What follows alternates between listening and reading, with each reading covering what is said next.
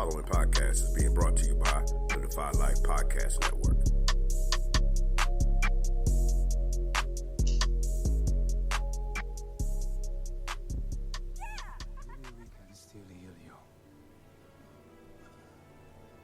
Why? So you could just lock me up? No. Just bury me in the ocean with my ancestors that jumped from the ships. Because they knew death was better than bondage. Oh, you think darkness is your ally? You merely adopted the dark. I was born in it, molded by it. I didn't see the light until I was already a man. By then it was nothing to me but blinding. The shadows betray you because they belong to me. In the hell do you think you are?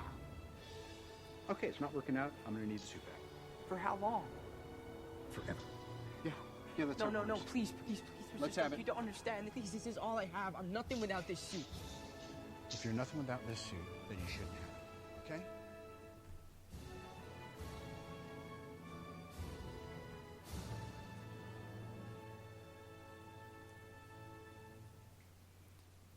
So Oz, this week we are going to be reviewing the movie The Ring, which won our poll, and that is what the people, that is what they wanted to hear us talk about. And you know, we're doing a movie review. We haven't done one of these in a while, and I figure since we're gonna do a movie review, we gotta have the movie man of Defy Life join us, Movie Man Migs. So Oz, first off, you know, how was The Ring? Were you scared when you watched it? And are you excited to have Movie Man Migs back on the show?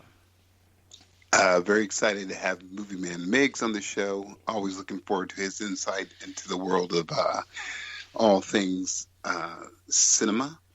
And, you know, when I watched The Ring, I was freaked out. And also I was just like, man, there's a lot of it's easy for a lot of horses to have been harmed during this filming. But yeah, it's interesting. Yeah. Okay. And like I said, we are joined by Movie Man Migs. So, Migs, welcome to the show. And what are your thoughts on The Ring? What's going on, gentlemen? Appreciate y'all having me on. Yeah, I liked it. I didn't think it was scary per se. It's more definitely creepy. It's a good slow burn.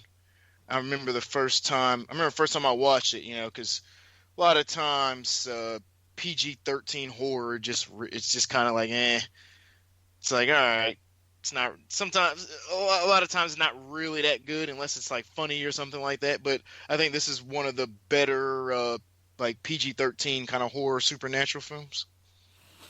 Okay. And what about the very first time you watched it? Did it freak you? Like, did it scare you at all the first time you watched it? No, I mean, I wouldn't say I was scared. There was a couple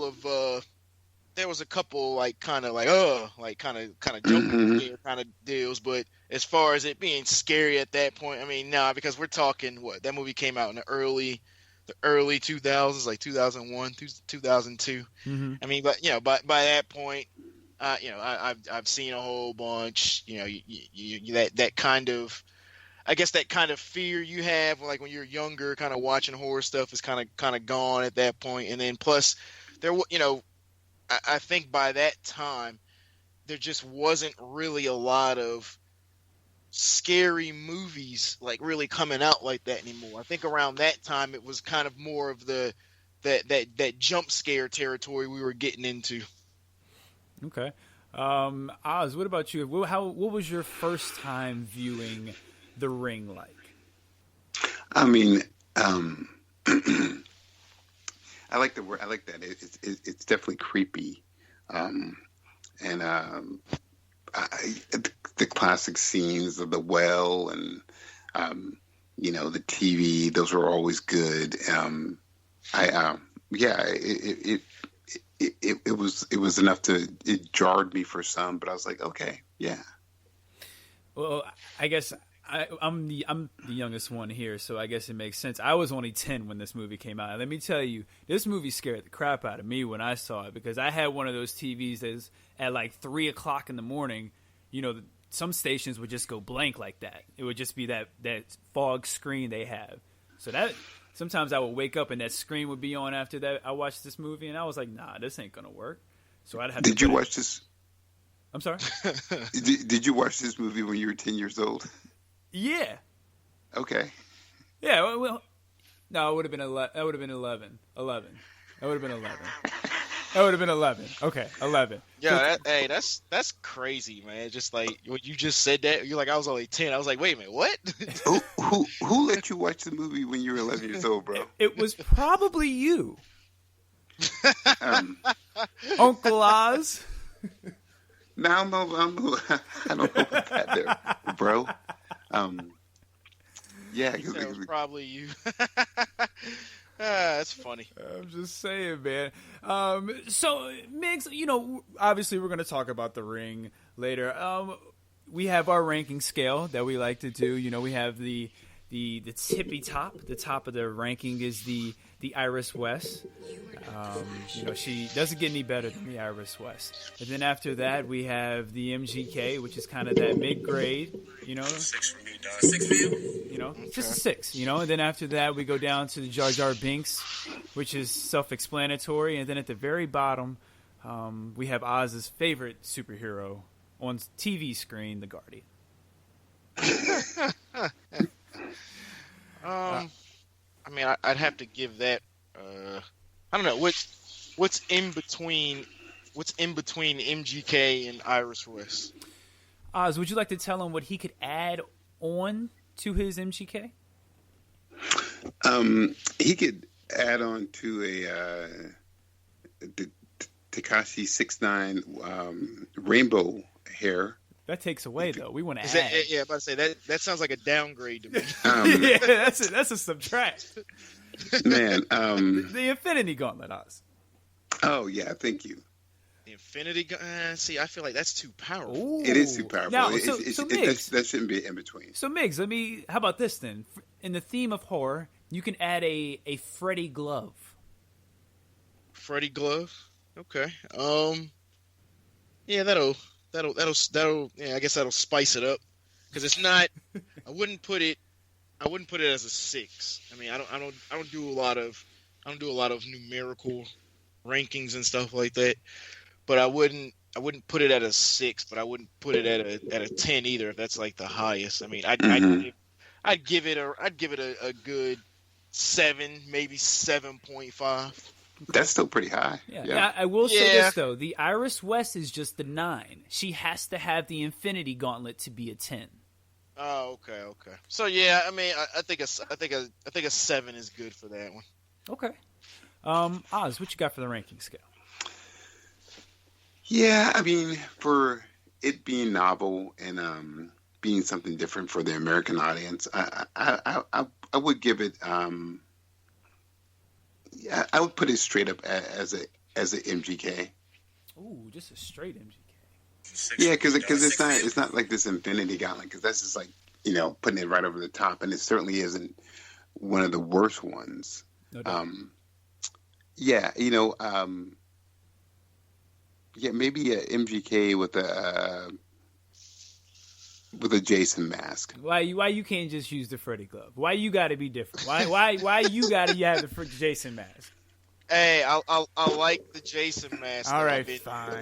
Hey, Migs. On a Jason tip lately, so I like it. Migs, thank you. It's gonna be like this all day with the show. Trust me. I don't know if Regular Scott had his nap today. Had his regular nap today. So he's a little regularly cranky. That's good. I was just talking about naps. That's good. This is coming from the guy who just asked me before we got on the show. Man, can we stop doing these shows so late? Man, I have to go to bed. All right. But I'm gonna give it an Iris West, but she's definitely wearing Takashi's hair. It's not quite at a 9, but I think it's like an 8. I think it's a solid 8. So Iris West is wearing Takashi's hair. Man, that feels like if you're giving an Iris West with Takashi's hair, that you're putting it below a 6. Well, I get you. That's a weird. That's like kind of. Well, I don't know what to give her. That'll kind of just put, not, I guess, because maybe Takashi's hair would make Iris West go down a little bit. So I need to give her a lot. I need to give her something that's just going to knock her down a peg. Just give her a little reality check. I'm open to suggestions on this one. I want to give her a Jason Machete, dude. Oh, so she can chop me after I give her a reality check. I don't know if a Jason Machete is a bad thing. That might be kind of a good thing if you look at it. Yeah. I guess you could be riding in on the Guardian's motorcycle. Yeah. But if you want to keep in the horror theme, though. Okay. Yeah, we got. What's something horror that would knock a person down? We need something. We need a crappy piece of horror. We need an iconic piece of horror that sucks. Yeah, it sucked. Yeah. I kind of thought The Orphan sucked. Really, I didn't think The Orphan was that bad. Yeah, I wasn't really into that. Really? Wait. Here's a good one. Here's a good one. Here's what'll knock it down. That freaking Halloween mask that had blonde hair. Remember that one? So the blonde Halloween. Yeah, the blonde Michael Myers mask. What was that, like Halloween 5 or something? Oh gosh, it was terrible. Yeah, that one's pretty bad. The Jason X mask is pretty bad too. I like that one. I thought that was kind of Jason, future Jason. Yeah, future I thought that was kind of cool. The way they had it kind of like fuse into his face. Okay, so we can go with the blonde. We can go with the blonde. Yeah, Oz, you got one? You got one? Yeah, let's go with blonde. While we're throwing them out there, you got a Jason mask you dislike? Man, trying to think of a good one. That's a good Twitter question. What's your least favorite Jason mask? Well, yeah, I don't know if I have a least favorite one. I guess Jason X, probably just because it's just different. His masks are always the same, except for the blonde one. All right, so we'll give Iris West that blonde. Wait, Jason or Halloween? Jason. I don't. Jason always had either the Jason X or he had that split one too, didn't he? Where I think they like. Jason had his first mask was that bag, like the burlap bag that just had the hole cut out for the eye. And then he gets the hockey mask, and that was pretty much the look he had after that. I mean, in Jason X, it was still like a hockey mask. It was just more, it was metal and kind of fused, but they still kind of kept that same kind of theme. Mask, kind of theme going. And then the Michael Myers is the William Shatner thing. Yeah. So I'll take the brown bag. I think that's a downgrade on. You put a brown bag on Iris West, that downgrades her. Mm-hmm. What? No, that's not a downgrade. Word? I feel like you covering Iris West's face. You missing out. No, it's funny that you say it though. I've had some conversations with some other folks that are kind of like horror fans, and we're in the minority on this here, but we think that the what is it, part 2, Friday the 13th 2 with the burlap bag, that was like the best look, the most creepiest look. I know the hockey mask is iconic and all that, but that that burlap bag look, man, he was, when he had the overalls in that one, that was some creepy stuff right there. Huh. Okay, that's awesome. So as you can hear, we're going to get into a lot. We're going to talk The Ring, obviously, and we're just going to talk some horror. We got Movie Man Migs with us, but before we get too deep into things, allow me to set the table. This is Take a Knee for Marvel vs. DC. I am your host, Regular Scott. I am here with my co-host, the comic connoisseur, the mighty Ozzy Killmonger. Oz, what's going on? What is up, good people? And as you heard, we are joined by the Movie Man of Defy Life. I almost blew that one. Movie Man Migs. Migs, plug anything and everything you got. Let them know where they can find you. What's going on, everybody? I appreciate you having me on the show. Gentlemen, it's been a while. I'm glad y'all are doing good. It's good to be back. So big up to y'all and big up to everybody else at Defy Life. Y'all can catch me on the home network. Go to defylife.com in the entertainment section, and also come visit me at Movies with Migs on Facebook and also Instagram. That's where the fun happens. So come check me out. Alrighty, Oz, tell them where they can find you on Twitter. You can find me on Twitter at OzzyReal. Yeah, looking forward to having anybody come along. I'm not very active on Twitter, but I and social media, but I tend to be engaged as necessary. He'll dabble. Every now and then you'll get a retweet from the Ozzy Real. Every now and then we'll get one, you know. Every blue moon. Every now and then, or red moon, you know, depending on the horror film. But you know, you can also find us on Twitter at Knee4Marvel vs. DC. That's the number 4. You can email us at Knee4Marvel vs. DC at GoDefyLife.com. You can also find us on Instagram and Facebook. You can also find all of our podcasts at Defy Life Pods. That's our home, where you can find all the Defy Life podcasts. The flagship, AEN, Anything, Everything, and Nothing, Unsupervised, all those are there. You can also find us on Spreaker, Radio Public, Amazon Music. We're everywhere. Download, subscribe, give us 5 stars. Let us know what you think. So we don't really have any social media this week because this is kind of a quick turnaround show. We're doing this earlier in the week because there's some things going on later. So this is going to be just a lot of conversation. So we're going to jump right into the news tidbits that we did not get into last week, since we had to push those back, Oz. And I'm actually glad, because I kind of want to get the movie man's opinion on this movie tidbit, and we're going to start with that. Doctor Strange is rumored to be in the Spider-Man 3 movie, and Tobey Maguire and Tom Hardy are supposedly in talks to reprise their roles of Peter Parker and Venom in the upcoming Spider-Man movie. Migs, what are your thoughts on the rumored Spideyverse that could possibly happen with Doctor Strange and this coming after the multiverse of madness and all those possibilities? And are you excited about what Marvel's future could hold?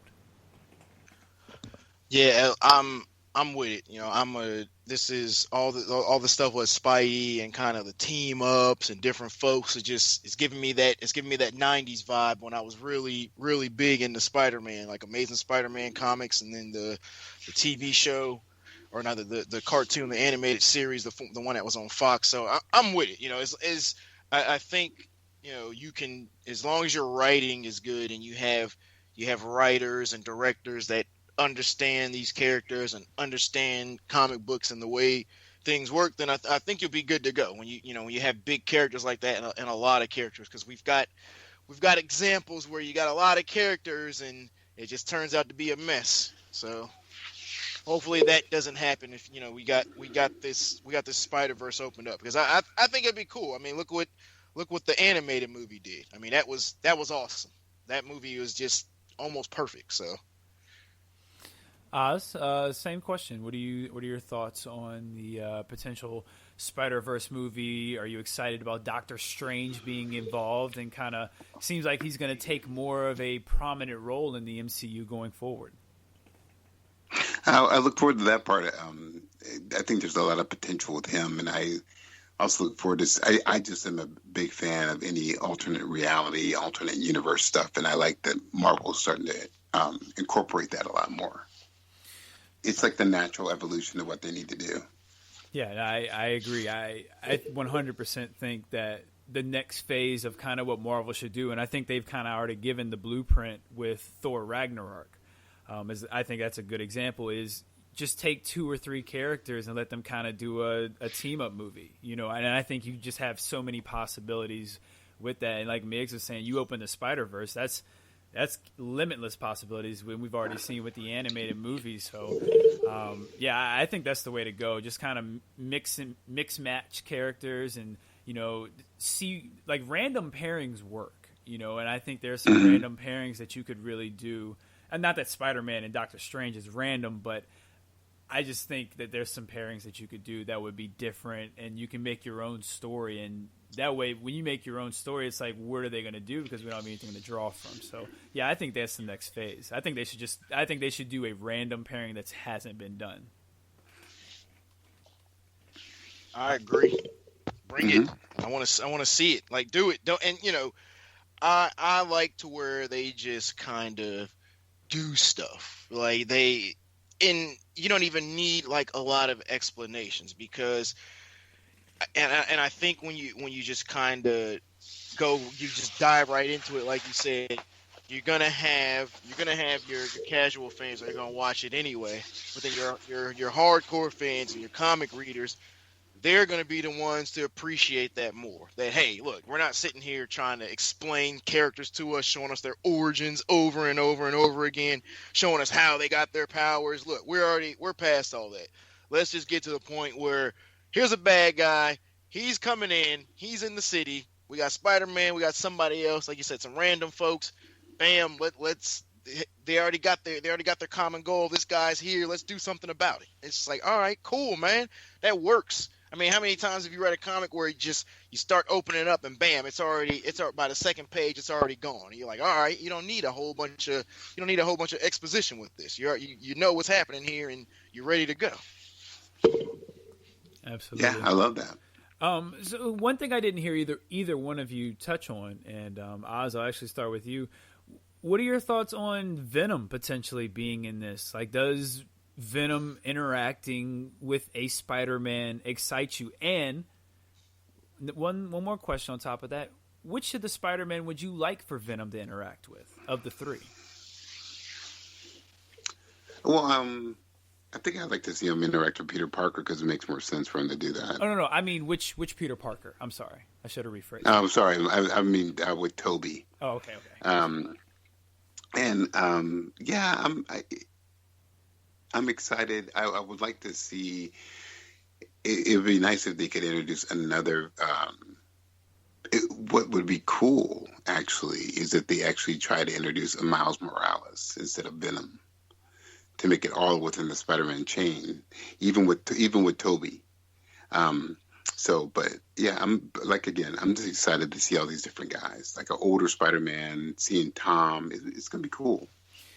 Migs, are you excited about Venom? And which of the Peter Parkers would you like for him to interact with? Yeah, I mean, when I saw Venom, I wasn't blown away, but I didn't hate it. I liked it for what it was. I mean, I like Venom coming up. I liked when I was younger, early '90s. I was into the Lethal Protector run. I kind of like Venom as a character, especially when he was more villainous when he first came out, and he was just a straight up villain. He was pretty brutal then, so I kind of got into him in Carnage at that point. So yeah, I mean, I thought you kind of have to have Venom kind of with Spider-Man to make that a little bit better. I mean, Venom exists on his own and he can, but it's just that movie right there where they kind of established him without Spider-Man. It was just a little bit off. And I didn't mind that storyline that they did, because they kind of used that story in the animated series. If you remember the Venom saga from the animated series, they didn't do how he originally got the black costume. He did a spaceship crashed, and it had the substance in there, and he kind of got it that way. So they were kind of running like with that with the experiments and stuff. So I appreciated that. I just I didn't think Venom really needed a movie on his own like that. True. But they did it, and it worked out. People like Tom Hardy. I didn't think he was bad. The movie made a decent return. It's getting a sequel. We got that cool scene with Woody Harrelson. So hopefully something good comes out of that. But as far as which Spider-Man, I think that he would probably be a perfect fit with the Andrew Garfield Spider-Man in that world. I think that's more. It's kind of. I don't think he doesn't really fit with Toby's. I don't know. I don't know. It just seems like that that tone of that Venom just is. I just feel like it's perfect for what they kind of set up with Andrew Garfield's kind of Spider-Man, because him with whatchamacallit, Tom Holland, that just seems way off. Yeah, I've sung the praises of Andrew Garfield plenty of times on this show. I think he gets the short end of the stick because even though the first one was pretty good, his movies, the second one wasn't good. His movies aren't remembered as fondly as Tobey's and Tom. So yeah, I agree with you. I think the Andrew Garfield Spider-Man would be a really good fit for it.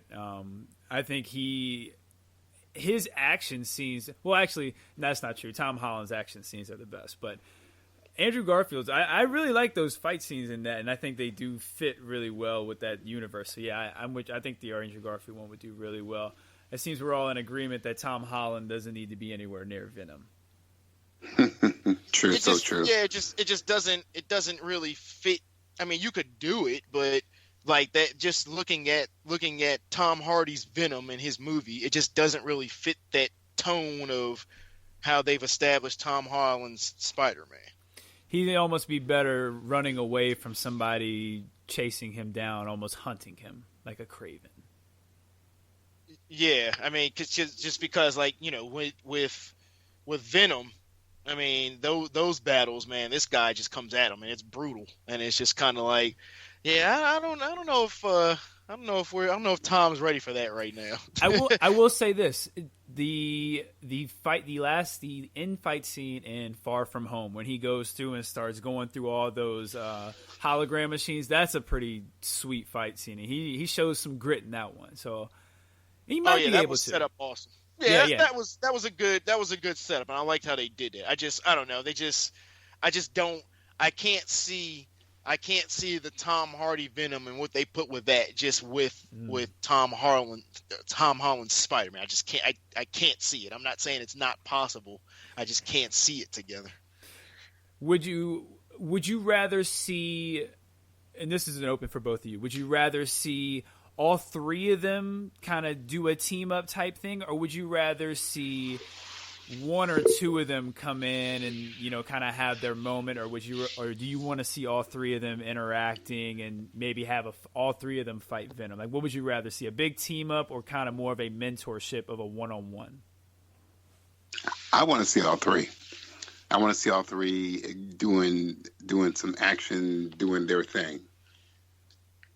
Okay. Yeah, I think that'd be cool. I like, and maybe not necessarily fighting Venom, but maybe more so in a kind of think the battle scene in the first Avengers movie. Like if we had imagine three different Spider-Mans in that situation with the Avengers too. You know, all of them, you know, with their own kind of version of their wisecracks, they're doing stuff, they're using the web, doing stuff. I want to see that. I think that would just be pretty awesome to see how those guys banter with each other, kind of, you know, crack jokes off each other, do some cool web slinging stuff with each other. Yeah, and I was even saying, like, you can even see them, like, even maybe saving people's lives, you know, then make it something different, you know? Right. Yeah, that would be cool. And you know Doctor Strange is going to have to be involved for them to meet anyway, so him playing off, or them three playing off of him would be a lot of fun. Just remembering Tom Holland kind of playing off of Doctor Strange and their brief interactions, and then imagining all three of them. I think, yeah, that would be a lot of fun. So that would be really cool. Anything else? Any final thoughts on the Spider-Verse, Spider-Man, Marvel, Doctor Strange? Any other comments you guys want to add before we move on from this? Just make it good. Yeah, please. We need it. Make the writing good. Yeah, you can true. do whatever you want. Just do here's my thing, and you guys have touched on this before, and I appreciate it. I wish sometimes that these studios would take some risk and not go with the sure thing, because I know the sure thing's gonna sell and all that, but if you take the risk and do it right, like I said, it's going to sell, because your hardcore fans, your comic readers, your nerds and your uber nerds, they're going to appreciate it, and your casual people are going to watch it anyway because it's Spider-Man. Yeah, and then it gets into a little bit of like cult legend and stuff if you can actually do it right. Yeah, So man, why not? Yeah, bring it, man. Don't do the formulaic stuff. I mean, I know they got a formula with a lot of things, and it works.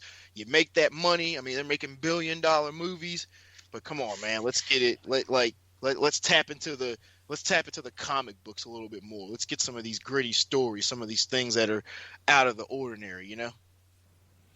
And you know what? When you say that, I think that's why people are so excited about Matt Reeves' Batman. I know we're talking about Marvel, but you know when we're talking about superhero movies, because it's in its own world, and you can tell they're gonna take some chances with it just by the casting and different things like that. Like I know we kind of, you know, some of the castings we look at and we're like, why would you do that? But they're taking chances. So yeah, I mean. I think that's what they need to do. They have nothing to lose at this point. They have the trust of the fans. You know, like you said, the casual fan's going to see it anyway. So they've earned the trust. They got the trust. So yeah, they should take some chances. Let's hope they do. Mm-hmm. Yeah, man. Yes, sir. Like, look, hey, speaking of Matt Reeves, yeah, I am on board for anything that Matt Reeves directs. when they announced that he was doing that, even when it was Affleck, I was like, heck yeah, man. I still want to see that. I'm a little bit salty we don't get the Matt Reeves and Ben Affleck duo, but I'm glad that he's directing this, and then there's news that Affleck is gonna be back. You know, I guess they're gonna do some kind of some alternate universe stuff too. So look forward to that as well. Man, they have to do Dark Knight Returns with Ben Affleck. Oh, dude, I'd love to see that. Right? That'd be awesome. I mean, you I'd have to. I'd love to see it. I mean, I don't know I don't know if they have planned for him now. You know, it looks like he's got his stuff back on track. He's got his life together, fixed some of that stuff up. So we'll see, man. Because he so far even in the Justice League that wasn't a great movie, and a movie that should have been, he was still awesome in that, man. Mm-hmm. I really like his Bruce Wayne and his Batman. Mm-hmm.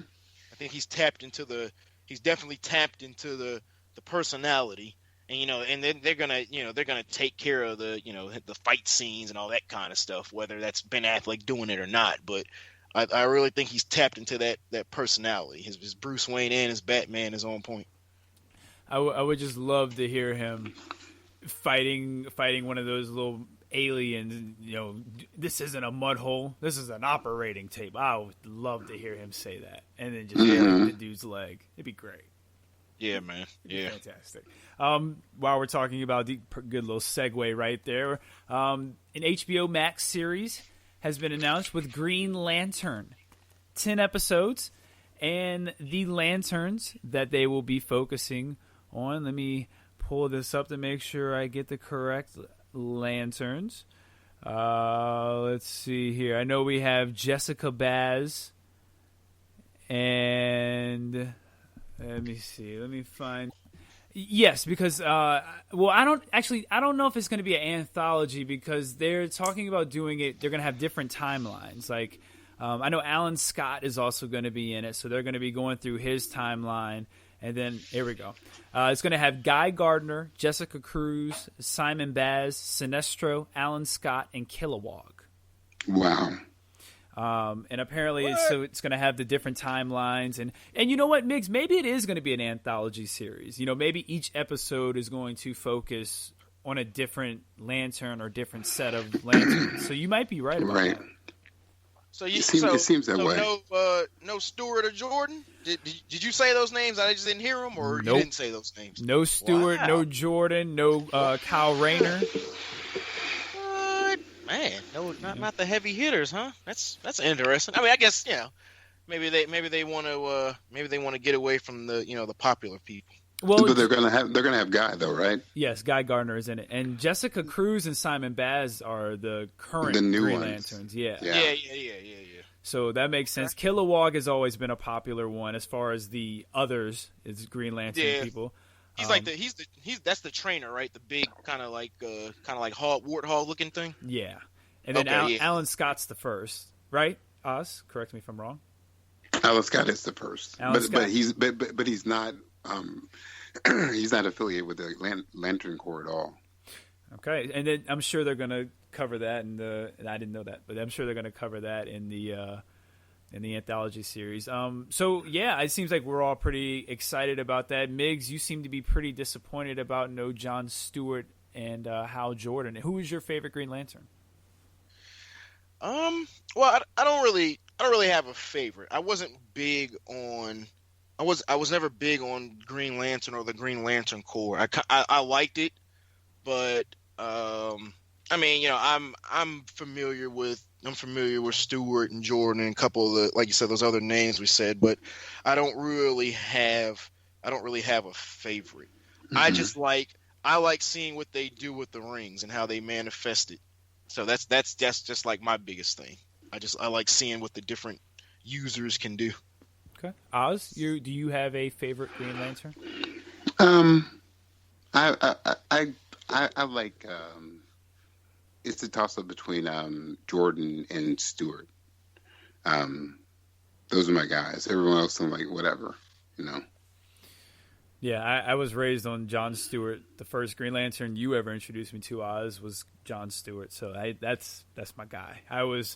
He was the one I was most looking forward to possibly being, you know, one of the leads in this series. So I am a little disappointed, but I do appreciate that we're going to be seeing a good mix of characters and probably a good mix of abilities and levels of abilities with these characters.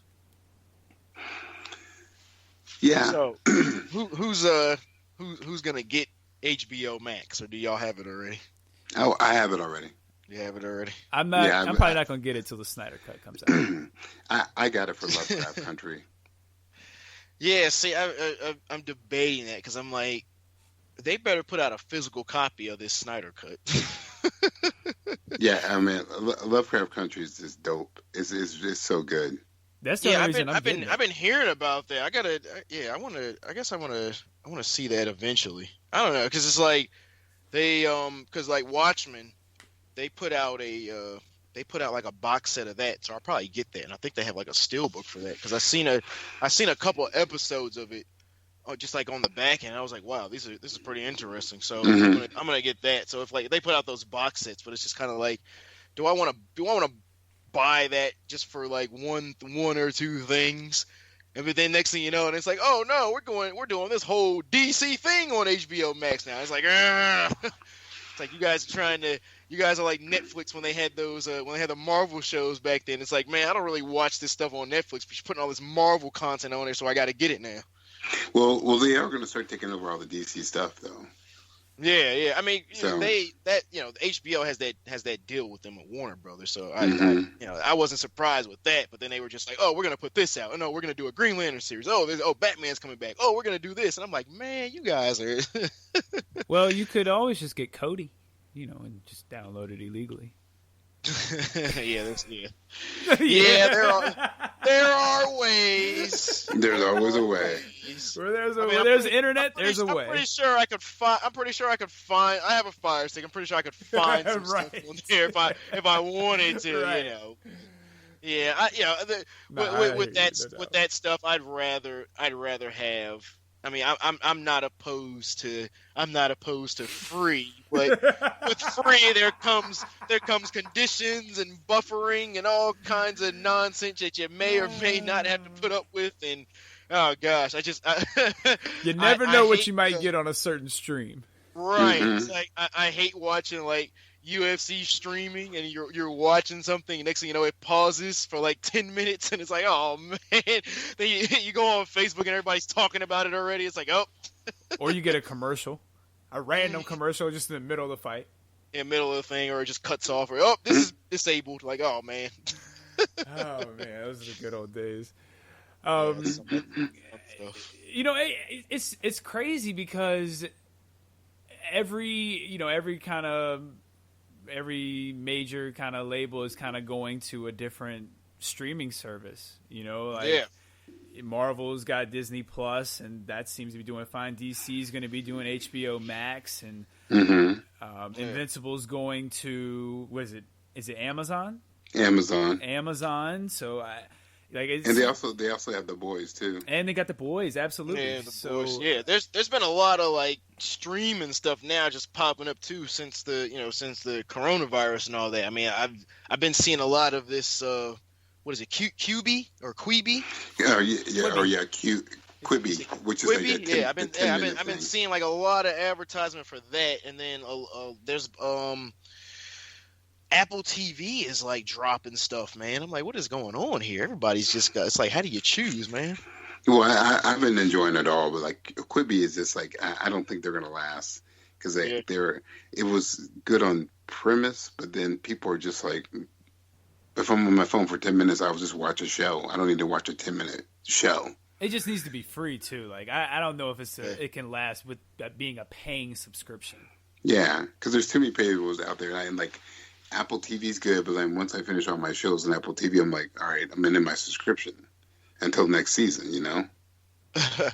That's what a lot of people were saying about Disney. I mean, I have a lot of the movies that are on there, but it's the new stuff and then the shows and all that, and plus they're putting a lot of like nostalgic stuff on there. So I think it's worth that if you're into that stuff. I killed my Disney once I finished The Mandalorian, started it back up for Hamilton, killed it again, and then started up, and I'm going to start it up again for The Mandalorian season 2. Yeah. So like, okay, so how does that even work like that? You can just you can do it for like a month you can either do a year or a month.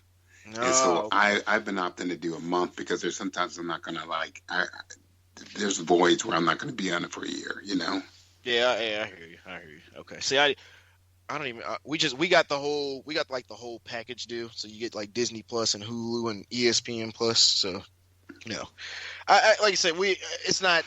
They have a lot of good content, and especially now we've been watching more like UFC because that guy, the freaking Dana White, he's crazy, man. He's just putting all kind of stuff out there. So we've been watching that on ESPN Plus, and like watching more stuff on like Disney Plus shows and kind of like old school stuff. I mean, they just put they're putting more of the Marvel stuff that was under Fox on there now.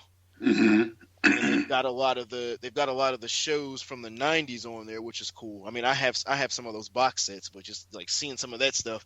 I mean, there was even shows on there I didn't even know they had, like the new Avengers. There was like some Fantastic Four, like an anime show I didn't. Yeah, dude, totally. So much. Yeah, it's stuff. like, whoa, like what is that? Like I'd never seen this before. It was like, man, how'd I miss this? Yeah, like the new Avengers were like mixed with G.I. Joe. Yeah, it looked. I guess it didn't last too long, but it looked kind of cool. I watched a couple of those episodes. I didn't think it was bad. Thought it was pretty neat. Streaming service is taking over. Cable's days are numbered. Very true. So we're gonna count Cable's days while we take a commercial break, and we'll let you know how many they have when we come back. This is Defy Life.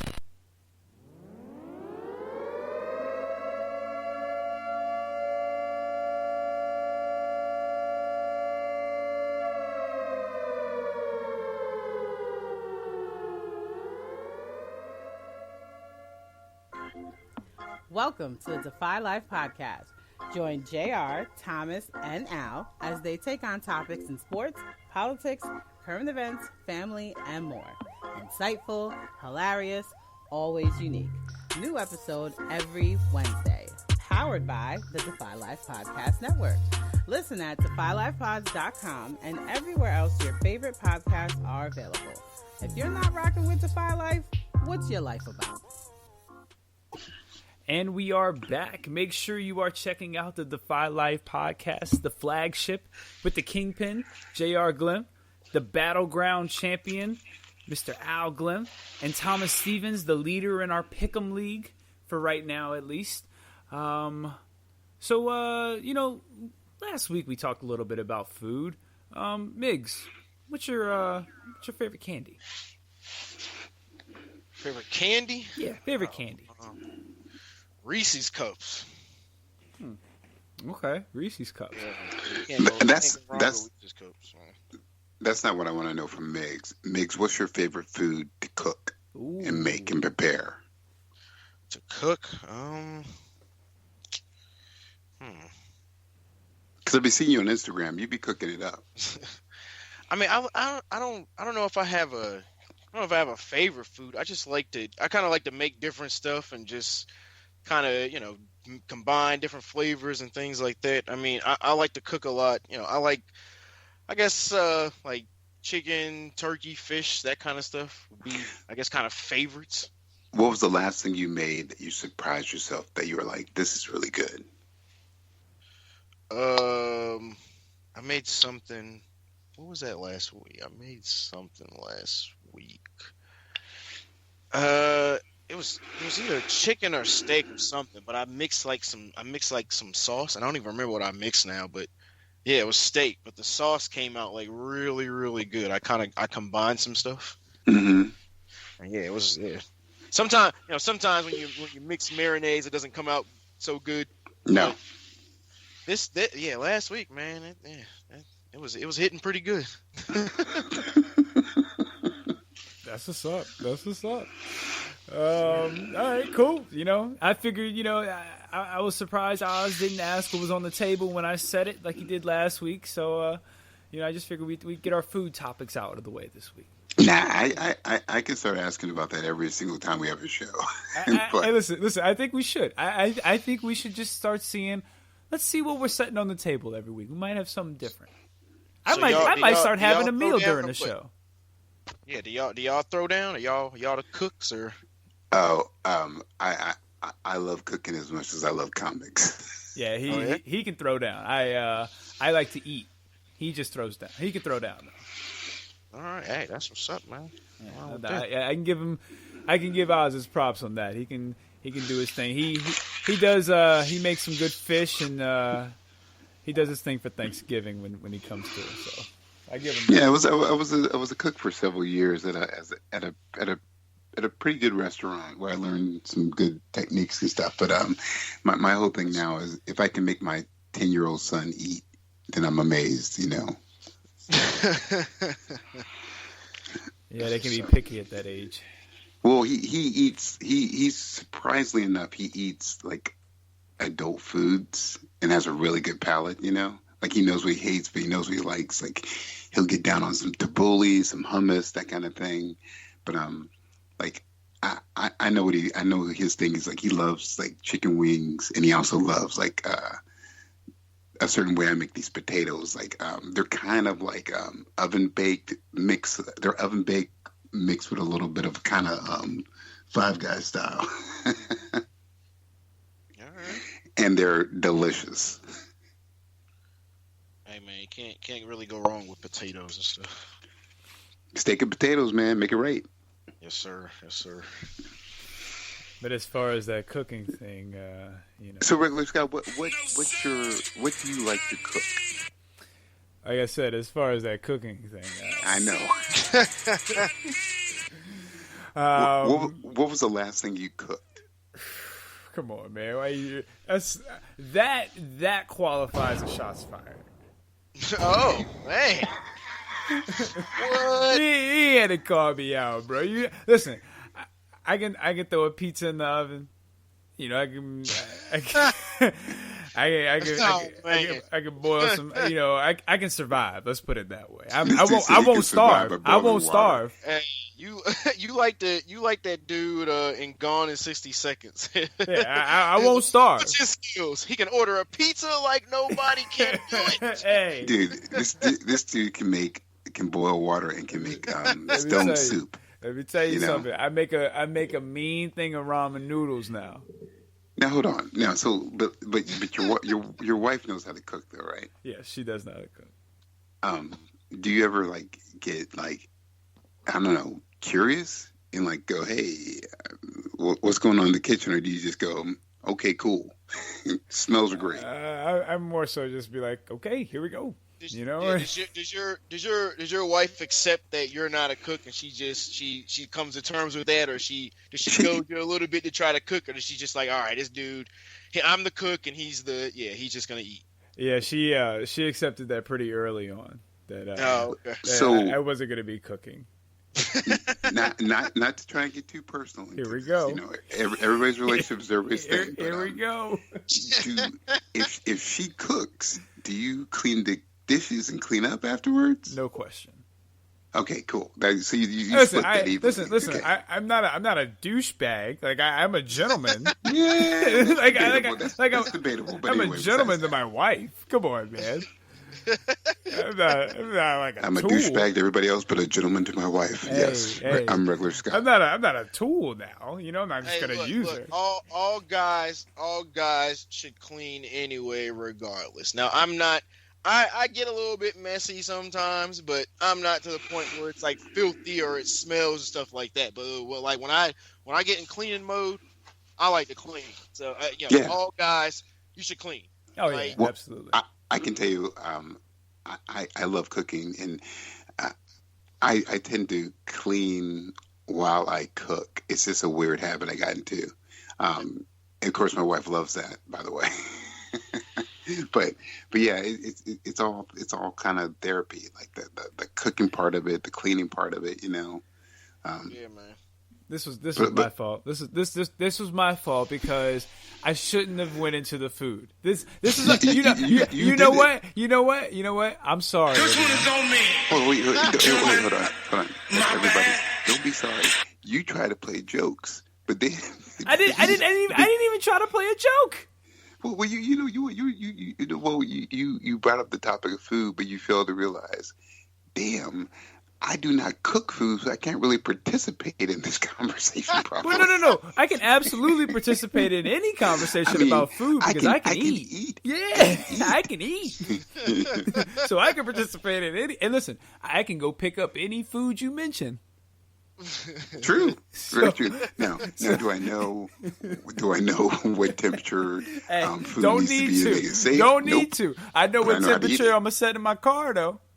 I know what temperature I need to set in my microwave. Right, when I go reheat it. Yeah, I'm good. You gotta worry about that. Your boy is not gonna starve. Let's put it that way. Okay, so have you ever? Come on, man. Man. Have you ever grilled anything on a grill? I've made it on a grill. No, I made a grilled cheese. Have you ever made s'mores? I've made real s'mores. Like I've made real s'mores, like with a campfire. Hey, Migs, I had to bring up s'mores because that's the closest this guy's ever come to a fire before. No, what do you mean? I used to camp. What do you mean? Okay. So you definitely made some s'mores, okay. Well, we know you didn't camp because you had your inhaler. Okay. Right. Okay, Mr. Jones. Uh-oh. There we go. Shots Here we go. Back. No, it wasn't an inhaler. It was a fan, the exhaust fan from when I'm cooking, but you wouldn't know what that is. I would not. But I can go look it up. Yeah, I can go look it up. I can go look it up real quick. Google is incredible. Could you make cream of wheat right now? Oh yeah, cream of wheat can go in the microwave. Could you? So you don't know how to make it, right?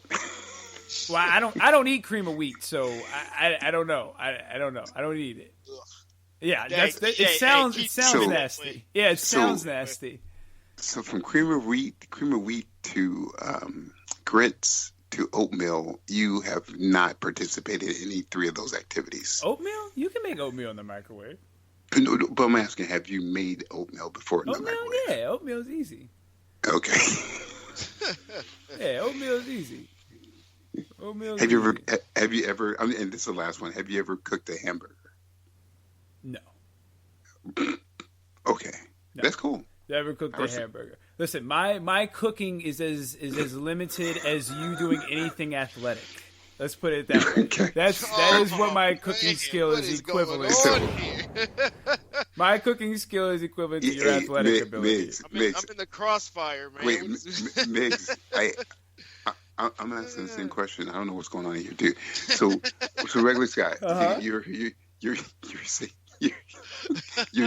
saying that I'm not athletic, right?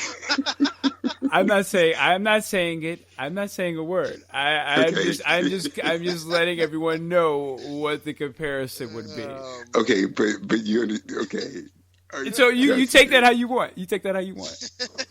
You can take that how you want. However you want to take it. My God. Are you athletic? Yes. Okay, well, I guess I can cook. Well, I guess I can cook then. If you're athletic, I can cook. Well, wait, that is what I'm saying. But what's your definition of athletics? Playing basketball? It doesn't have to be playing basketball. It could be. It doesn't even have to be. It could be sports. It could be whatever you want it to be. But let's get back to the real topic at hand. Wait, hold on, time out. You see, you're trying to play me in front of our guests and everybody. Straight up, I want to hear you say it, and I just want to hear you say it right now. Are you saying? Here we go. I'm not athletic, and I don't do any sort of athletic thing. I'm not an athletic person at all. Get it out. Yes, I am saying that. Yes, I am saying that. Now, thank you very much. That's all I wanted to hear you say. Okay. Cool. Now we can move on to our main topic. Now that we've gotten that out the way, The Ring, gentlemen. We touched on it earlier, and now we can really dive into it. Where do you even start with a movie like this? Obviously, it starts with the tape, and then it ends with a TV screen. A lot of spoilers coming up in this. Here's your spoiler alert. So a lot of those coming.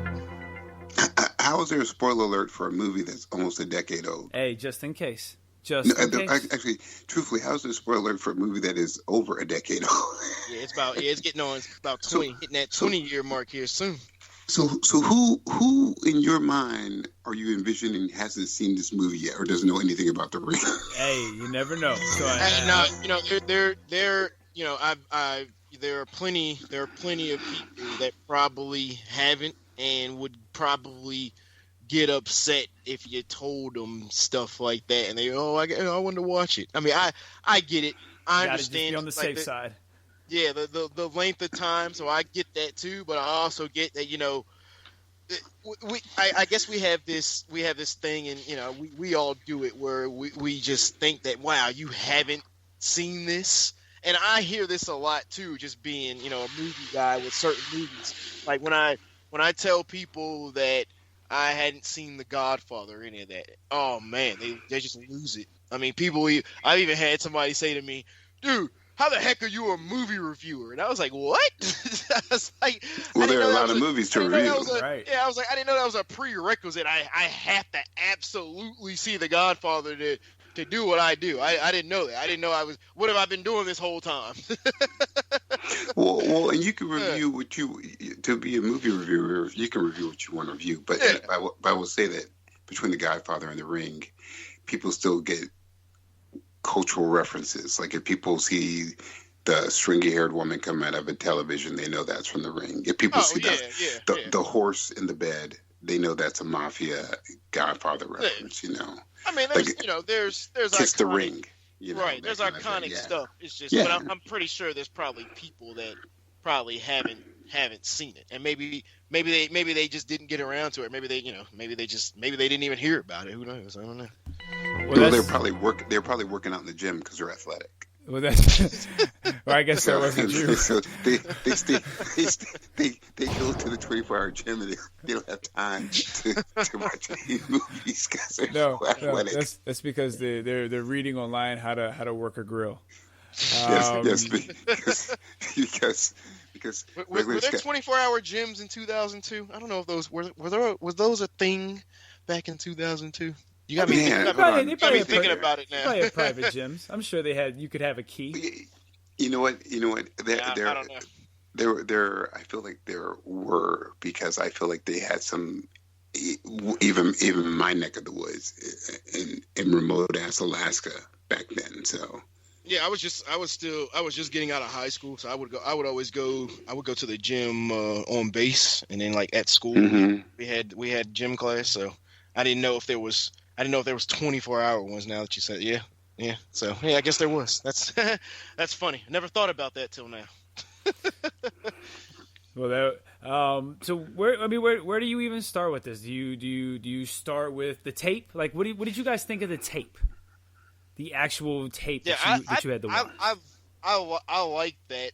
I like that whole thing as like a gimmick, because that was like one of the that was one of the things that lasted from the whole tape thing. You know, it's going to the tape, and I think it's been parodied a few times or parodied a few times, and you know, just kind of one of those things that kind of stuck out in you know, horror that's iconic.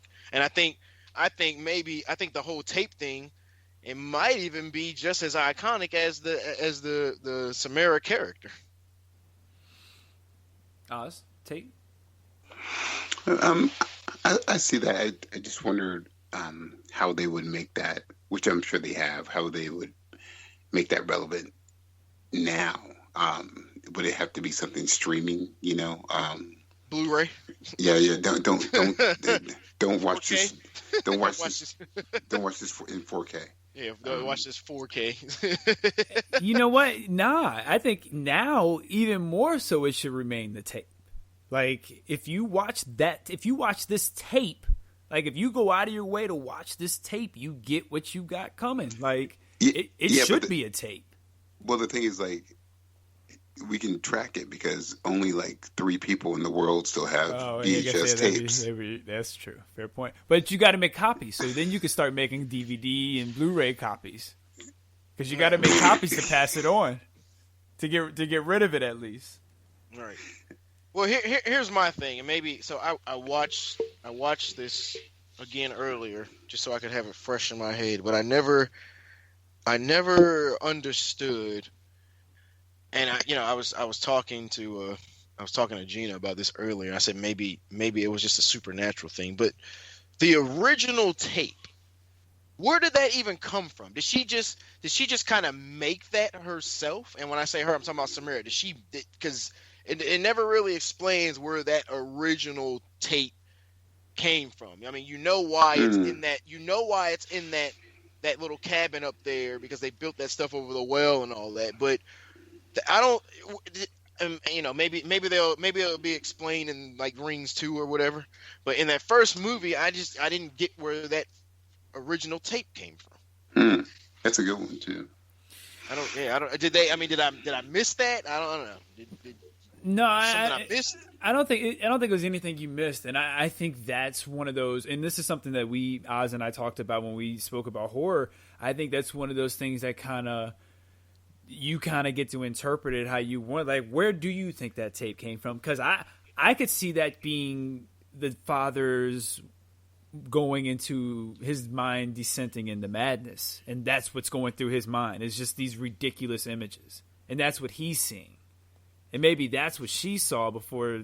You know, I don't know. Like, I think it leaves stuff open for interpretation, and I think that's his madness, and that's why he's seeing her in these different ways, and he's seeing her become evil, and that's why he starts being a certain way towards her, and it's all because of the well and the girl. You know what I mean? So I don't know.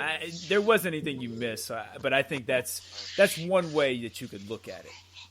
Yeah, see, I figured all that stuff, the images, is like what she was torturing, like the mom and the dad with. I just didn't know like how it got manifested on a tape like that. Mm-hmm. And just because is that even the original tape? Oz? That's a good question. I don't know, because they made copies themselves. Right, that's what I'm saying. Is that averted the curse? Thing right there, or is that somebody that? Did somebody die and then it kind of got closed right there until somebody else opened it back up, or, you know, it's kind of, yeah. I mean, I like the whole mystery around it too, but at the same time, it's like, man, I like that it's open, but I kind of want an explanation for that tape also. I wonder, you know, like let's talk about the son for a minute. Like this little boy. First off, this has got to be the most adult and grown 5 or 8 year old boy I've ever seen in my life. He calls his mother by her first name, and he has her clothes and everything ready for her in the morning. But he's sensitive though. He is a bit sensitive, but he's got a certain head on his shoulders. I'll tell you what. And you know, he's like, yo, so who we gonna show it to? Like, this kid is ready to end somebody's life at this point. Well, you know what I mean? Like, but he's a sensitive, as in like he's literally a medium where he is in this world and in the spiritual world too, and that's why he was able to sense all that stuff. Yeah, but it's still kind of crazy that he's like, this mom and son are about to willingly go and have someone else go watch this film so they can get rid of the curse and kill someone else. Yeah, that kid was. I mean, the conversations that they had, like I said, calling his mom Rachel, and I was like, wait, like when I first saw that, I was like, is she okay with that? Because his favorite cousin died and it was horrible and all that stuff, and she's just kind of letting him cope because it's just kind of like, yeah, like the whole I don't know about y'all, but the whole calling your mom her actual name that's kind of like punishable by death. Yeah, but then I think they're also touching on, like, she's busy leading her life and she's a single mom, and they're kind of alluding that he's raising himself. Yeah, I know, but just I don't know. That's always weird. Just hearing that somebody over. Rachel, I got your dress ready, Rachel. Like, what? Well, once again, that's the American version going over the top. Yeah, it's like, even if I chose to get my mom's clothes ready, Mom, I got your dress ready. Not, hey, Tasha, I got your clothes ready. What? Right. About to get knocked out. Yeah, that ain't flying in the house. Yeah.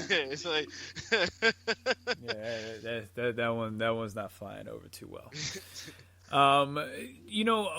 One of the things that kind of, rewatching this now with a different set of eyes, there's a lot of things that I noticed that I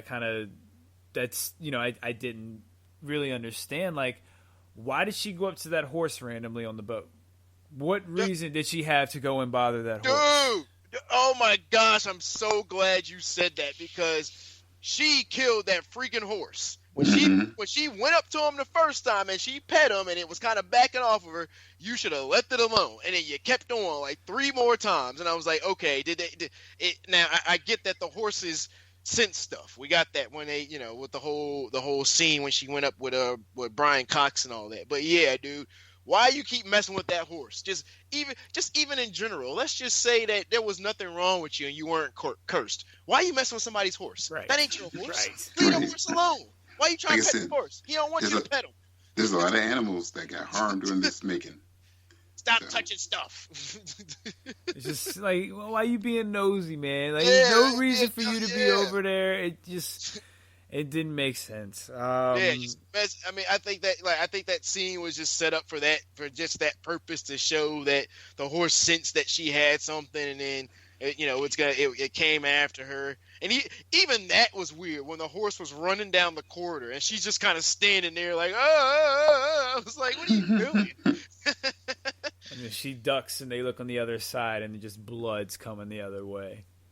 Yeah. And just like stuff like that. Now, one of the things I did like about this was I enjoyed the photo element and how each day something else happened to you.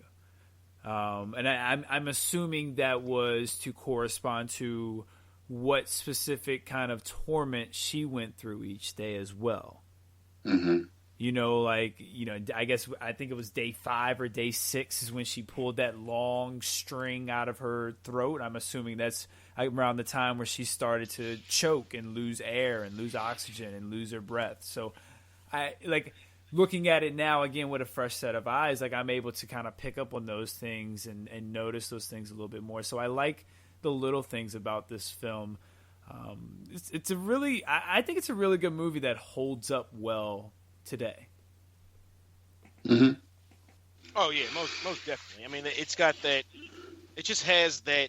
It's got that just creepy element, and then plus just something like the whole supernatural stuff kind of holds over well across the years, because that could just, like you said, that could be kind of anything. You might have to change a little format here and there, but as in the special effects they're still fairly decent.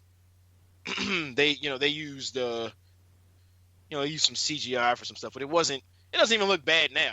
I have it on just DVD, and it still looks pretty good. So, Woody, how well do you think this holds up compared to back in the day, and how does it hold up compared to the movies today? I think a lot of movies still are trying to replicate The Ring. It was made for I think maybe 48 million or 84. I might have flipped them around, but it wound up making almost 250 million. So I think it still holds up. I just like the lore of it all, like the story behind it, and I think a lot of people have been trying to ride the coattails too. You have all these death by email, that kind of thing, So yeah, I still think it holds up. The people did right by choosing this movie. What were you surprised at the end when it came out that she ended up getting the boyfriend? Did that catch you off guard? Oh, that was great. That was freaking awesome. I freaking love that part. I mean, it's bugged out because that's like one of those real creepy things, and it's kind of like, I was watching it today, and it's like, why didn't this dude dip out? I mean, I know for the purpose of the movie, I know that had to happen, but it's like you kind of watched that for a very, very long time because the at the beginning when it got the girl, she just opened the door and when she seen it, it kind of hit her face. So it didn't really. I don't know if that really same thing kind of happened to where she crawled out the TV and she kind of was like that already. It kind of just seemed like it was already, the TV kind of popped on, and when she looked at it, it already messed her up and killed her from there. But that when she came out the TV like that, it was crawling out and getting like closer and closer, and then she kind of was like, and then she kind of like she was fuzzing in and out like the white noise thing, and then she kind of like solidified. I was like, oh crap, that was wild. That was wild. That was great. That was built up really well. Because like you said, you don't expect it. Like, you don't expect her to actually come out the TV like she does. And for back then, especially, like, those are great effects. Like, because it still look good today. I mean, the well's a little funky when she first comes out, but her coming out the TV looks pretty good. Yeah, that was when she's crawling out like that, and like she's all creepy looking, and then she kind of just like stands up, and it's like, ooh. Yeah, man, that was good, and I like that. I like the twist, the whole dilemma of the thing, because you have to spread death in order to stop yourself from dying. That's some bugged out stuff right there, man. That's crazy. Metaphor.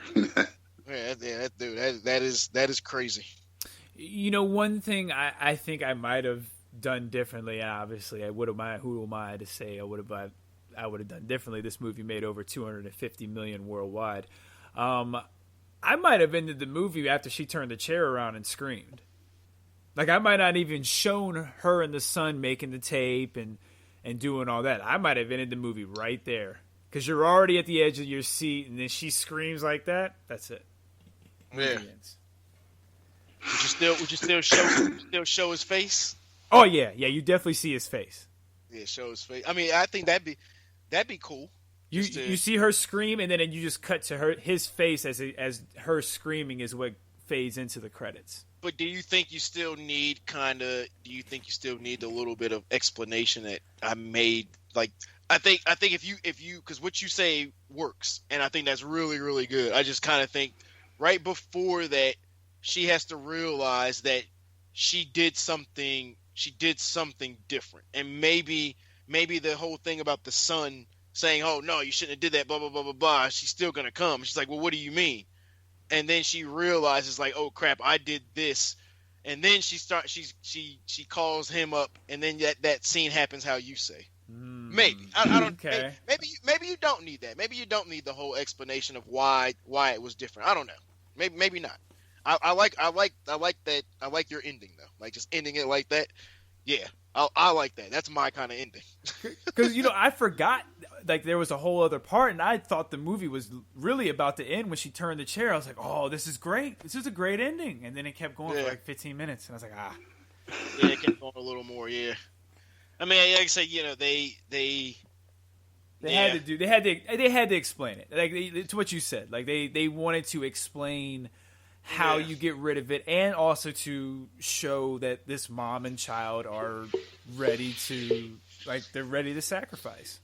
But you know what though? Maybe you didn't have to explain it though, because like you said, if you would have ended it like that, and then maybe the whole thing, like you said, maybe the thing with the son is she realizes that this isn't over, and then that's where your sequel comes in, because the son's telling her, no, you didn't do anything with that, but by finding out what happened, you didn't. She wants to be evil, because they established that, because that's what the dad realized, that my daughter's evil. That's just it. There's no there's no she likes it. So yeah, I think you know what, your ending works, and then maybe you get more of that story in the sequel to find out, okay, that her uncovering what happened didn't really help anything. We have to stop her. And you say that you mentioned that the father realized she's evil. The school teacher, said that, or the the psych ward teacher?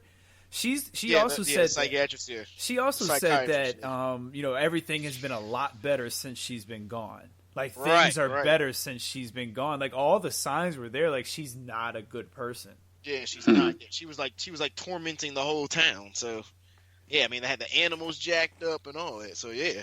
So that'd be a good ending, and then leading up into the next one. Like, man, okay, we thought that we were trying to uncover this wrongdoing, and then her spirit would rest. But no, we just found out why they were trying to keep her like that, because she's freaking evil. Yeah, and I done messed up. Right. Yeah, but it's kind of interesting though, because when you think about it though, it's like if you pass it on, if you pass it on like right away, you don't experience any of that stuff, right? Is that, I mean, because I don't know. Is that how that works? I guess it depends on how fast you make a copy and get them to watch the copy, I guess. Right. Like as soon as you get them to watch a copy, you get them you alleviate it from you. Yeah, because I think she would have to tell them, whoever they gave it to, all right, look, watch this right away, and then make a copy, get somebody else to watch it right away. Don't let any time pass. That's a lot, man. Yeah, that is. That's what I'm saying. It's like that's a lot. Yeah, just man, that's crazy. It's like, what the heck? Like, man, why are you giving this to me? Man, you gotta just drop that joint off at at somebody's house and just say, play me. Yeah, but then here's what's funny though. What if they don't play it and you're jacked up? Like you gotta be trusting that they're gonna watch it too, because if I came up to you or some person came up to you and said, dude, you gotta watch this tape or else I'm gonna die. And then you gotta do this. You gotta do all this so you don't die. And then you say, well, wait a minute. So if I don't watch this tape, nothing's gonna happen to me, but you're gonna die? Yeah, I'm not watching this tape. We about to close this off right here. Sorry, buddy. What about this? Random guy says, if you watch this tape, I'll give you $20. You watch this 1 minute clip, because you could probably put it on your phone. You watch this 1 minute clip, I give you $20. Well, that's if they do it. You have to bribe a person. Yeah. I'll watch a 1 minute clip for $20, but somebody giving me some videotape, especially a VHS, I ain't watching that. Well, you gotta think. I don't have a VHS player. Even without an explanation, even if they just say, hey, wait, watch this, just check this out. Even if they lied to me, oh, this is funny, watch this. You gotta think, at this day and age, though, you can copy it to your phone, so I guess that technically would be a copy. Yeah, I mean, if it was a clip or like a YouTube thing or something like that, yeah, I'd be more prone. You might not even have to tell me the $20 thing. But if you give me some old funky looking videotape or VHS, yeah, I'm not watching that at all.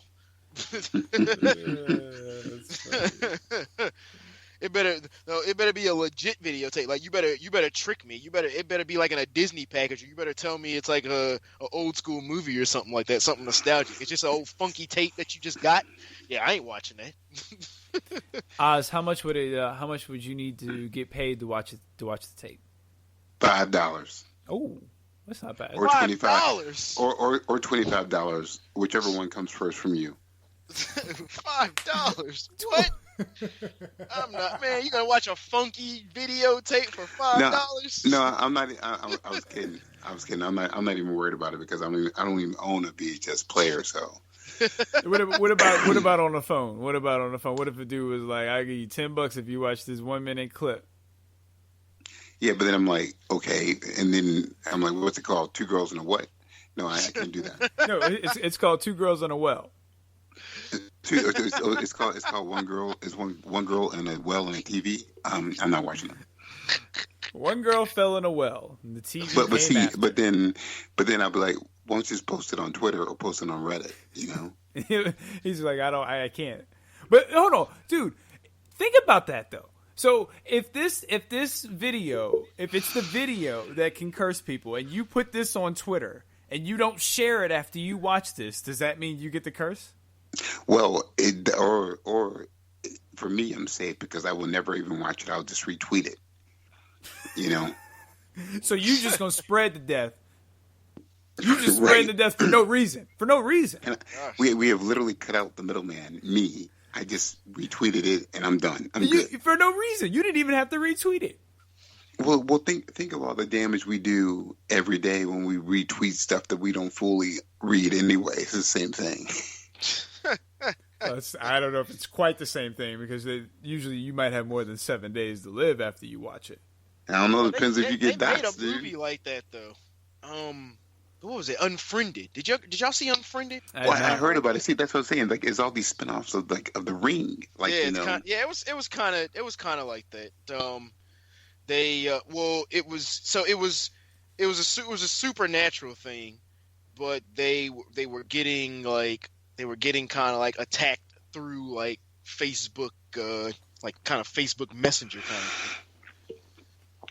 But it all started with a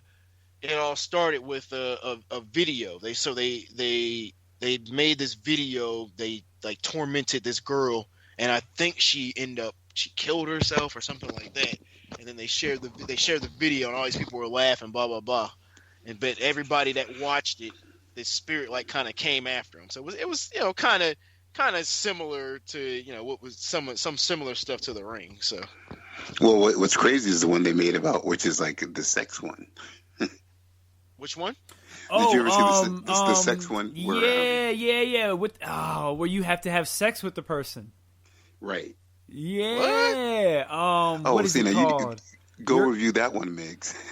Oh my gosh, what is it called? Like Your Next, or It's not Your Next. But it's. No, Your Next was the home invasion one. Yeah, that's the home invasion one. So there's a movie where you have to have sex with somebody to stop something or to stop the curse. No, spread. You have to spread the curse. You got to spread the curse. Yeah, you have to spread the curse. Though. Yes. Oh wow. Okay. Oh man, what is that movie called? Is that some straight to like DVD kind of stuff? No, it came out in theaters. It came out in theaters, dude. It was a while ago, but it was I feel like if I search this, it's not going to come up with what I'm looking for. Man, I wish I knew what that movie was called. I gotta find it now. Is it a newer movie or? It's a newer movie. It within the last 4 or 5. Yeah, that's a good range. Yeah. 4 or 5 years. I'm gonna find it. I'm gonna find that bad boy because that's a good one, Oz. I'm surprised you saw that, Oz.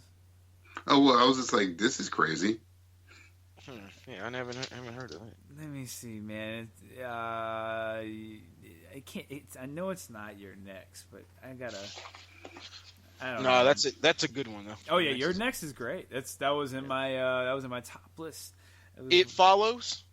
It follows. That's it it. follows. That's it. It follows. All right. Good job. Yep. That's it. It follows. Shout out to Gina for finding that for us. Yeah, shout out to Gina. That's it right there, man. Oh wow. Wow. It cost $2 million and it made $23 million. Oh yeah. Yeah, it's pretty good. Okay. It's pretty Wow. good. And, all right, I'm gonna have to check this out because I have no idea. Let's see who's in this. It's interesting to the least. Is this American or this Yeah, doesn't it's look American. It's American. American? Yeah, it's American. Unless it's a spinoff, or not a spinoff, but a remake. These names don't look familiar or anything like that. I'm just kind of maybe it's just a smaller kind of low budget kind of deal. Yeah, I don't know if any of the actresses or actresses are that well known. Yeah. It follows. Okay. That's it. It follows. All right. I mean, I'm gonna have to check that out. It follows. All right. That's a good one, Oz. Okay, so any final thoughts on The Ring before we wrap up?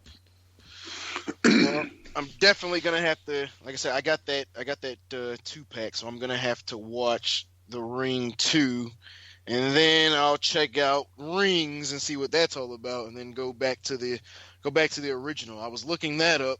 It looks like there's a whole bunch of movies and all kind of stuff in that series. There's comics, there's a series, there's books, so it's just like, oh man.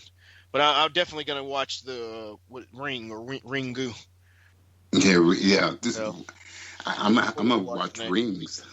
Yeah, that might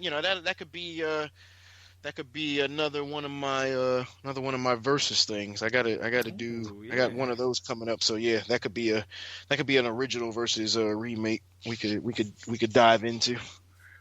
So yeah, that'd be cool. But yeah, man, the Ring, good flick. I would like to say I remember seeing it. I seen that one in the theater. That was I was living in Colorado Springs at the time, and they had just built a new theater. I think it was Tinseltown. I think that's the name of it. We seen that there. So yeah, I like it. Not scary, but definitely creepy, and yeah, I like the story. Yeah, I don't mind creepy so much. I think creepy like makes your brain think sometimes. Oh yeah, man. Yeah, because like I mean, that.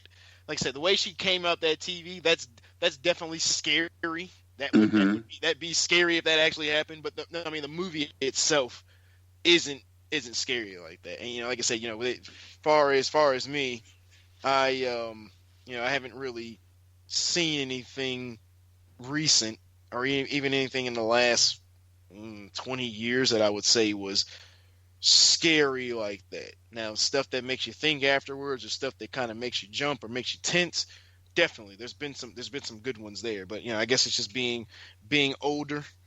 Those movies don't hit you the same way when you're a kid. But right, definitely make the situations and making you think about stuff, and just having you tense though. Oh yeah, most definitely. And I enjoy when a movie can make me tense or make my heart race a little faster. Yep. Oz, final thoughts on The Ring? Get the blood flowing. Oh, it was I appreciate The Ring and how it caused a bunch of other like spin-off genres. To this day, all the parodies of The Ring, it was pretty influential, and I still get a little weirded out from the her coming out of the TV and just the whole vibe of it. So it's good. I have to think and see if I want to watch Rings, but it was a nice good ride. No question. It's because of this movie, we got The Grudge and other foreign movies that we remade and whatnot. So like even Let Me In, which was a movie that came down the road, but that's another remake. a Japanese Let remake. the right one in. Is that what it's called? Let the right one in about the vampire? Well, yeah, and it's not Japanese though, but it's I think it's like Norwegian or but it's like Let the Right One In. That's it. Yeah, but yeah. So yeah, I think that if the Ring isn't successful as far as adapting foreign, let's just call it that, foreign movies, then I don't think we get these other ones. And it was really good. Still holds up. The people made a good decision. I'm glad that one won, even though I would have been happy. What was the other movies that you guys had? The four choices were The Ring, Texas Chainsaw Massacre, The House of the Devil, and House of a Thousand Corpses. Oh, okay. I haven't seen The House of the Devil. I've never seen that. Yeah, I never heard of that one before. It's a little bit of a slower horror movie, but it's pretty good. It's got one of my favorite horror actors, A.J. Bowen. He's in a lot of horror movies that I like, but it's pretty good. So it has an old school vibe to it, so it kind of builds momentum to the climax. Yeah, I have to check that out. Yeah, I've been watching a lot of like older stuff from the 70s, even going back to like 60s and stuff too. Those older horror movies, man, I like them. They're more. I like the atmospheric vibe. Definitely that music and that kind of stuff. It's always good. I always like that. They don't make them like they used to. Yeah, that's true. They don't make them like they used to. No question. All right. So before we go to our final blow, Migs, do you have a couple of horror recommendations? Yeah. So, just talking about PG-13 horror, and this, I don't know if you, what's the movie theater situation down with you guys? Very limited. Like we have some that they're opening up, but it's not. You guys got AMC's in your area? Mm-hmm. Yep. Okay, because I know. So those are open down there too. Well, I can think of only like one, which is Bow Tie, that's been open on a very limited basis, though. Oh, okay. So I mean, there's a couple in our area, and I bring that up because they have right now one of my local AMC's is showing Lights Out in the theater, which is another pretty good PG-13 horror movie, supernatural thing. Kind of like the mom has a spirit from her past that comes back and it's like tormenting people. So that was a pretty. I was impressed when I saw that a few years back. I actually went to an early screening of that, and like I said, for a PG-13 horror movie, it was that was good. I like that. I recommend that one. As far as let's see, I saw the original My Bloody Valentine for the first time a few weeks back. It might have been like a month back now, but that original one was really, really good, especially for the time that it came out. It was the early 80s, and around early, if you look at early 80s horror movies, and especially American ones, they were still kind of those cheesy effects that you appreciate, but you still laugh at. All the fake blood and the practical effects, but you could tell it was fake and that kind of stuff. Mm-hmm. But My Bloody Valentine, because that's Canadian, their gore in that one to be like I think it was 1980 or 1981. Wow, I was like, oh crap, this is crazy. I mean, it was kind of like What could I say is a good comparison? The Day of the Dead. I think Day of the Dead was early 80s and they stepped it up with the gore and how good it looked. I think that's a pretty good comparison to that movie. It didn't look cheesy. Like the blood didn't look all fake. I mean, it was really, really good gore, because there's some pretty brutal kill scenes in that movie. So yeah, that's another good one, old school one, and I'll always recommend the Universal monster movies from like the 30s and the 40s and stuff. I've been revisiting those as well. So if you're into that kind of stuff, definitely check out Universal's monster stuff. They've been putting out some good box sets and collections. You know, for all the collectors out there, for people into that stuff. Got them remastered on Blu-ray. I'm currently collecting the steelbook editions. They have the steelbooks have art by Alex Ross. So I've been trying to get all those. I've got 5 of them, but I think there's 8 or 9 of those. So I've been trying to collect all those. So no, are you talking about like Mix? Are you talking about like the werewolf series, like the Dracula, those kind of things from Universal, and Frankenstein, that kind of thing?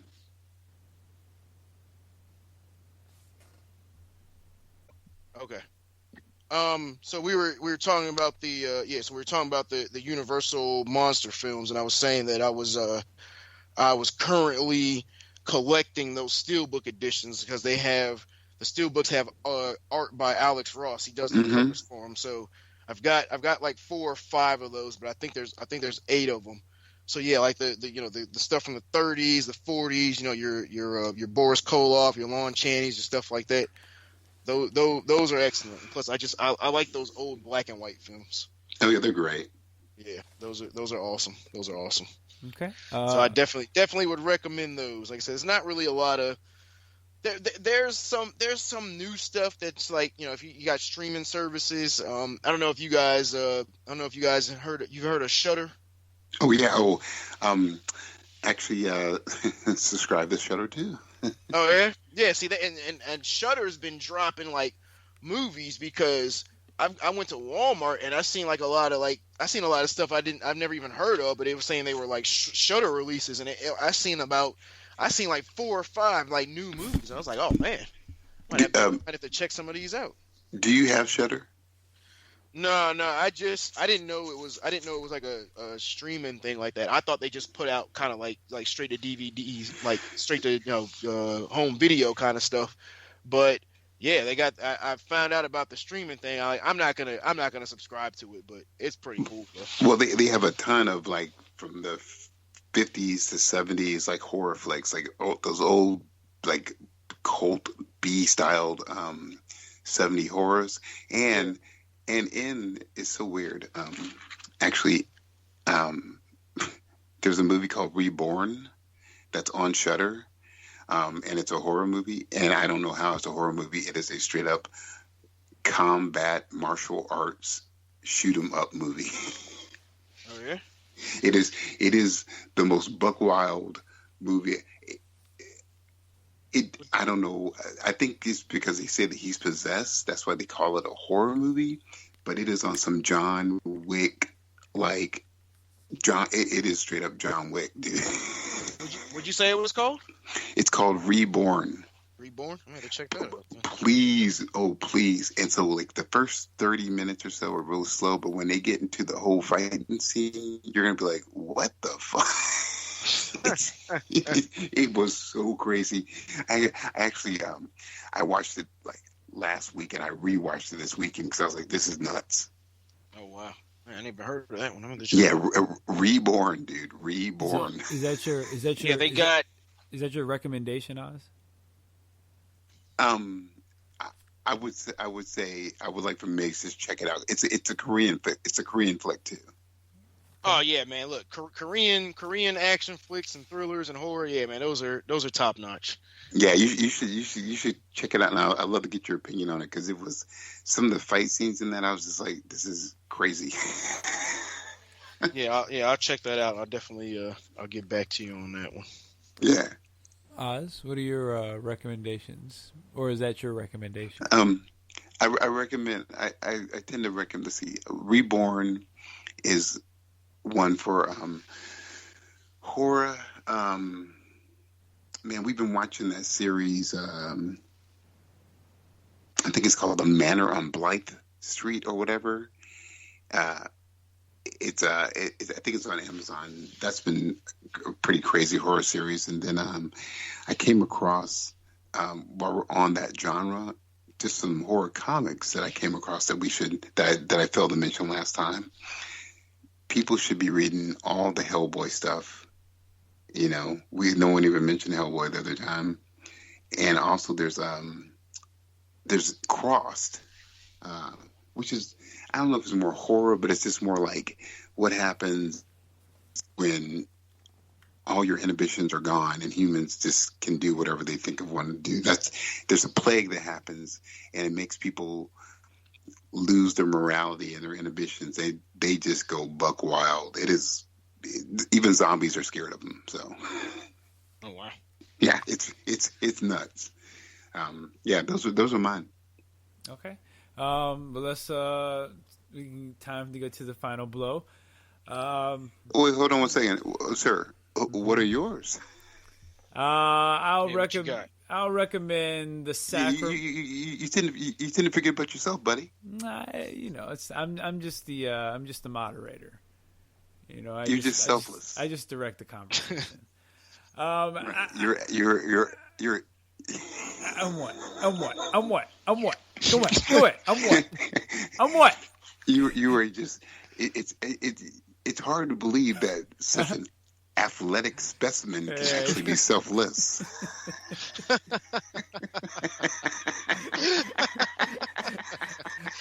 Oh, man. First of all, I never even said I was an athletic specimen or anything about my athleticism.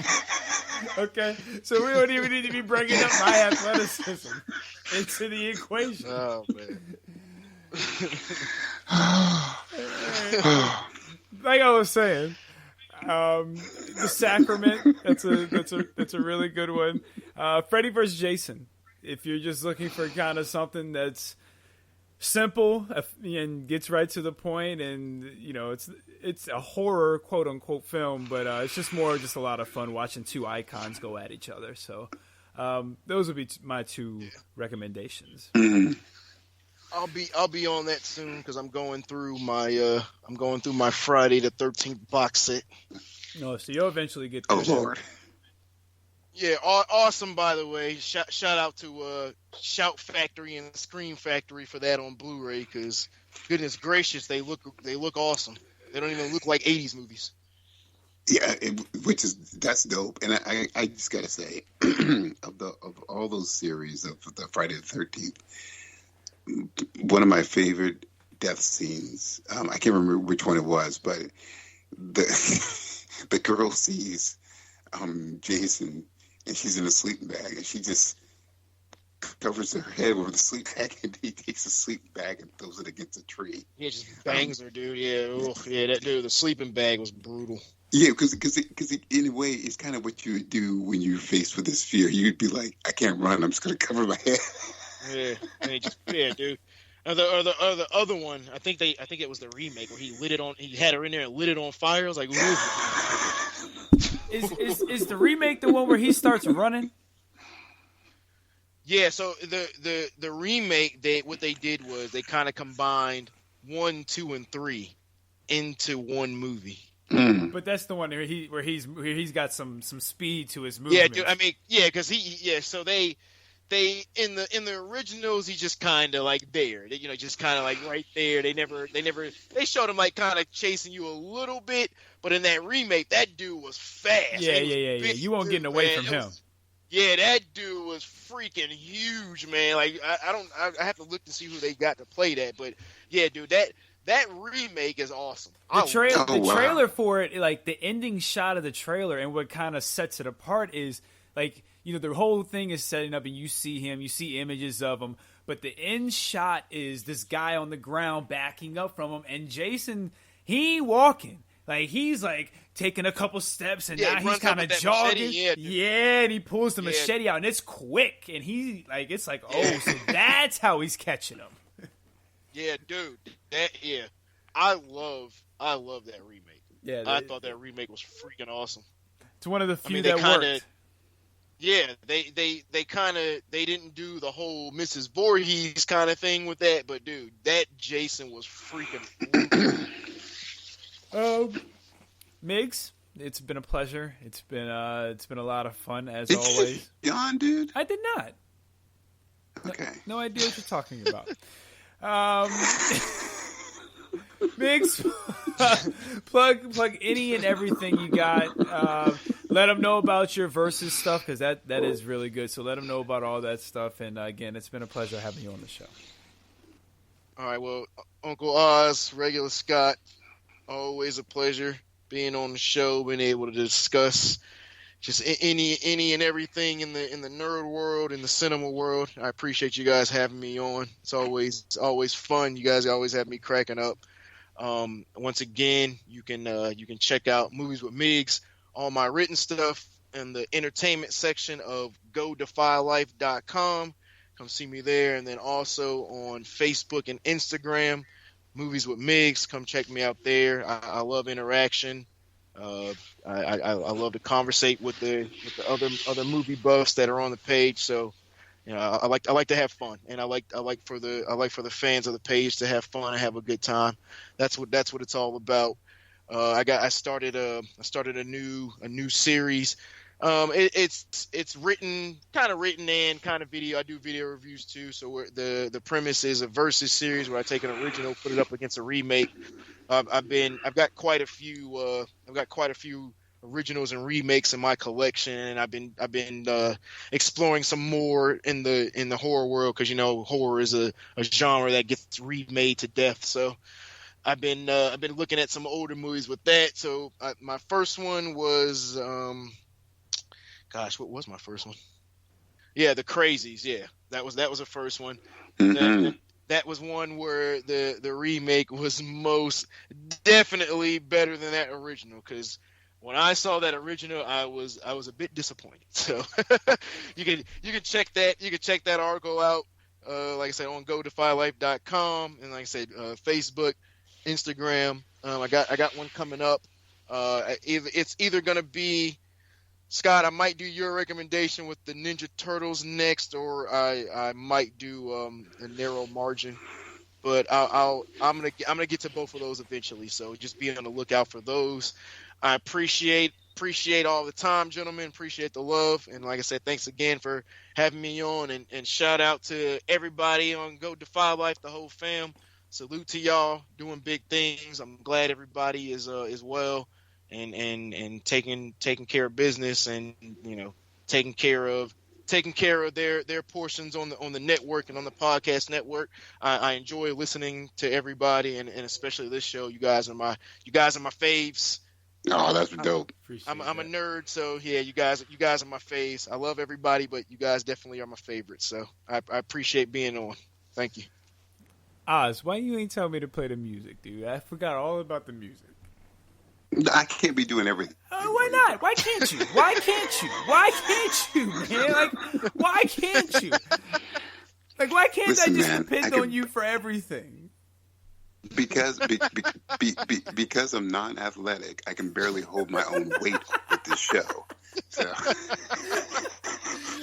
Listen, that's true though. That's a true statement. Now I know that was a shots fired. You got one. You got one for that. Set yourself up. Yeah, he did. He served himself for that one. Yeah, you served yourself that one. Yeah. All right, let me play some music. Let's do the final blow with some music, man. All right, Oz, what you got for the final blow? I'm a bagger. So my final blow is hey, by the way, Mix, The Crazies was on today. Which one, the remake or the original? The original, the remake. And I watched it. Oh yeah, dude, the remake is awesome. Dude, yeah, it's good. I was already a fan of what's his name, Timothy Olyphant. Yeah. But after that movie, I was like, this dude, yeah, because you know he was I had known him as a bad guy, you know, from Scream 2, and then from the Live Free or Die Hard, and he was good as a bad guy. But him as the lead in those, yeah, man, yeah, that's a great remake. They really took that story and did something awesome with it, because that original was just a clunker, man. Yeah, well, that's what I appreciate. So, I guess my final blow is if you haven't already, get out there and vote, participate, And I finished watching one more episode before Lovecraft Country is over with, and it's been a great ride. And when that episode is over with, I'm gonna give our audience a nice little non-spoiler alert review about that. Okay. Is that it? That's it. Okay. All right. Great. My final blow is Migs. Again, thank you for coming on, man. This was a lot of fun. Shout out to the King, the GOAT. Let's just go ahead and throw that out there. We can toss those words around now. LeBron James, champion again. Shocker. I'm not shocked. You know, he's the king. That was a crazy game because goodness, they were up by almost 40 points at one point. It was just like, man, these guys are not playing. But you know what also was crazy too? The Heat cut that lead a lot, and they actually weren't even down by that much going into those last few minutes. If they had a few more minutes on that clock, I think they might have been able to. I don't know, because they only lost by like 12?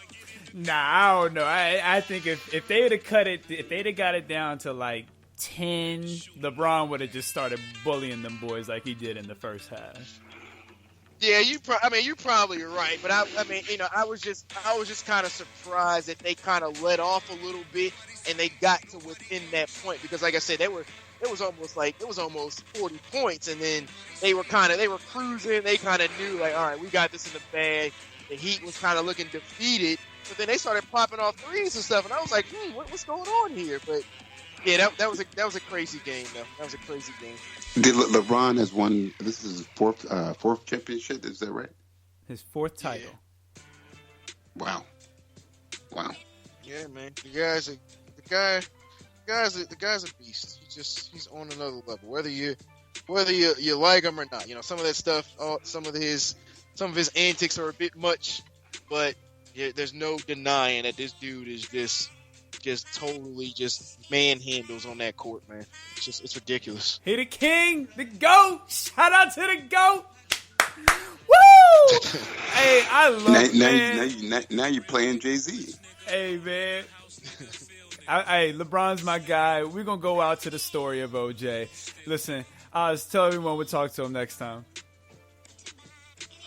People say I'm not black, I'm OJ. Okay.